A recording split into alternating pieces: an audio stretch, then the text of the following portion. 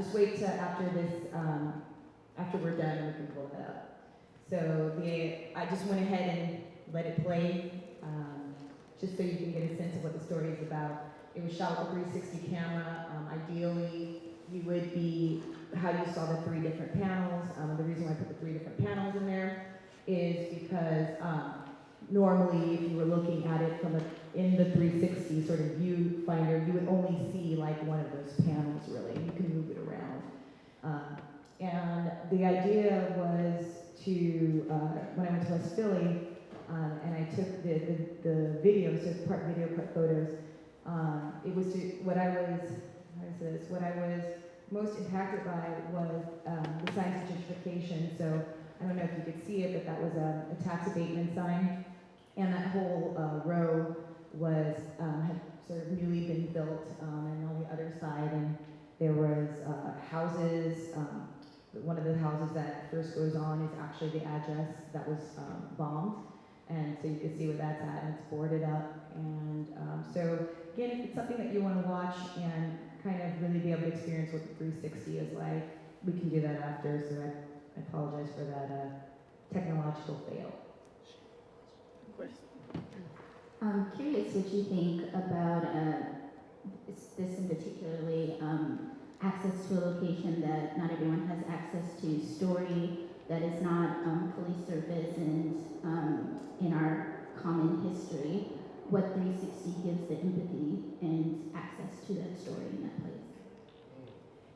So about a year ago, I started filming in 360. So it's sort of, if you go on my YouTube channel, which is youtube.com/c/Shirah Dedman, there is a playlist called Black History in 360. And it really just started off as me, I bought this 360 camera. I was really kind of fascinated about 360, started watching 360 content. Couldn't really wrap my head around it, kept asking people about how to edit it. Nobody was really giving me answers. And then I just was like, all right, I'm just gonna start capturing some video. And I went to Alabama, and that was really, I think, the first time I even really used it. I took it with me. And I'd never been to Alabama. It was really interesting. I think if you guys are sort of familiar with city planning and like space, obviously we're very cognizant of space here. That's why we're like, yo, let's do a different design. Space matters, design matters, and how people relate to each other, right? And that's the same way it is with the city. So as soon as we drove into the city, I was like, that's the slave square. And being able to see that and just like know it off the bat, I was like, dude, I want people to see this place. And so that was the first place. If you go on my channel, like I said, Black History in 360, you'll see that. So I just like literally just plopped the camera right there. There's like, it's all raw, it's not edited. Because I think I did it as a live stream since I still hadn't figured out how to edit. So I just did it as a live stream. But yeah, you'll see there, and so people are walking by and like, hey, what's up? Oh, hey, you know what this is? Like whatever. But I think that you could still capture it. And what was good is that even though a lot of people haven't watched it, I put it up on YouTube, mainly I use YouTube, even though I know that it's at Facebook. But my family members who weren't there, and I was there because my great-grandfather was lynched, and so we were part of the museum opening down there. So my family members, I have tons of family members who weren't able to make it, but obviously really cared about it.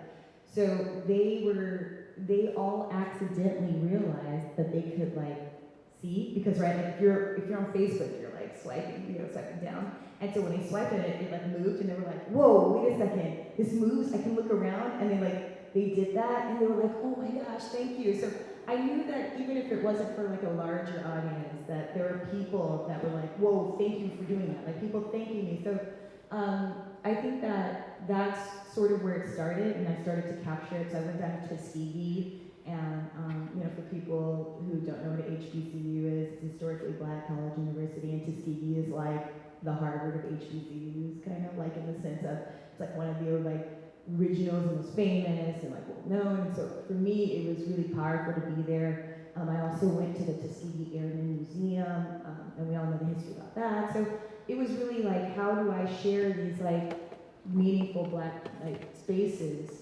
and especially with people who don't travel, and so I went down to Selma, and I was at the bridge, and I've had people like on YouTube thank me for doing that too. So I don't even know if it's so much empathy as just people feeling cared about in a sense.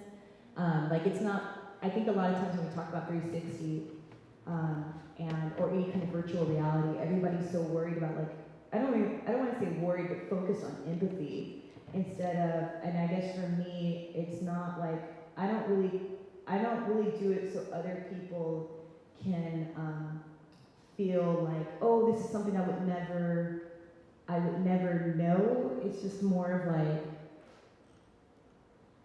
I guess it's a space that they would want to be in. It's not necessarily a space they would have never been in if they had not catched this. It's just more of like, yo, I really wanted to be there. Now I get to experience that. Thank you. So for me, that's what I do of it, even if it's like one person saw it.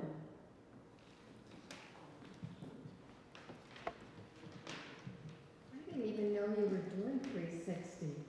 I live with her, and I don't know what she's doing half the time. But I'm a visual artist, and I thought that just visually it's really powerful. And then with that dialogue, I mean, is this actually something that a lot of us don't already know? No, but on the other hand, it was very powerful because it was this person talking, and then you're like coming in and out. Visually, like that building with the clouds above, I mean, it was very, just very appealing, and I think it's just like more powerful having that the repetition of seeing that, you know, even when you had the still photographs. I really liked it. Gosh, now I have to go to YouTube channel. Shirah is full of surprises. I like to be incognito like that. No, I just want you, when she first showed, I'm sorry that you didn't get to see the intended piece. Because one of the things that artists can do is to prevent the erasure of history. The 1% is always trying to undermine and erase history. And this event in 1985, the bombing of the Move commune, is one of the most grotesque and ugly things that I have ever, and I've seen a lot of ugly. You know, you old as water, you get to see some ugly from the United States. But that, I mean, they killed, 7 children, 4 adults. And they do want the American people to forget. And one of the things, the power of good art is that it helps people remember. You know, because the original piece, in fact, let me see if I'm right now on this. They had actually built over. A lot of people, when they bombed the thing, this is sick, but it's a sick country. They actually let the fire burn. Because they was firemen there, they were supposed to put it out. He said, no, hold on, let's make sure we get them off. And they wound up burning down the whole block. The whole block got burned out. So what she reported me is that they had actually, through the years, rebuilt that block in their neighborhood. And along with the rebuilding is the desire to erase from the consciousness of humans the vileness of the ruling class. Okay? And what made me so enthusiastic about the piece, and I wish y'all could see it as it was originally intended, is that one, it was beautiful and interesting, but it also helped us remember. We can watch next film, but as I tee that up, just want to say that interestingly enough, you know, like how art works is something doesn't work out and then it works out beautifully. It was really, it had me in tears that I could not find somebody who wanted to talk about this. I was walking all around the neighborhood and people were so closed off that, and I ended up speaking to a man who lived just like on that block, and he told me he lived there when the bombing happened. And so we were able to talk, but I could not get him to talk on record or anything like that. So I was struggling with like, do I narrate this thing, you know, like my experiences of walking around there, trying to talk to people and find out this story, and finding that nobody wanted to talk about it. And I'm talking to the bus drivers, I'm talking to everybody, and everybody's just like, yeah, nobody wants to talk about it. And this is 30 years later, so the reason why I say that is because when we talk about this erasure, I mean, it is still real in the people that live there. And so I didn't know how to convey that part in this, so that was the reason why the only way that I could really convey what was happening there was to use somebody who had gone through it, their own words, and I was able to find that speech. So if that makes any sense. Hi. I just want to say thank you for that work that you did. I remember the time it happened. It was a horrible day. What? Yeah, I remember watching it and hearing all about it, and I was so surprised that it happened. But it did happen. You lost a lot of beautiful lives to stand up for being I seek the truth. and for being in unity. Truth beyond. That's what it was, about truth, about practical beauty. Right. So I appreciate you bringing that back into our focus. Thank you. And like I said, if you want to see them, come to view, we can do that later afterwards. Just one last thing to note is, so there's a film about the bombings that I've watched, and I know the name of the person that she interviews. That was the name of the only person to survive. And yeah, now she's very outspoken and she does her own thing. So that was her, yeah. From Ramona, Africa, exactly. Thank you. I wanted to ask you, when you went to Tuskegee, did you see anything about the Tuskegee study? Was there any minus of that, about the studies with victims?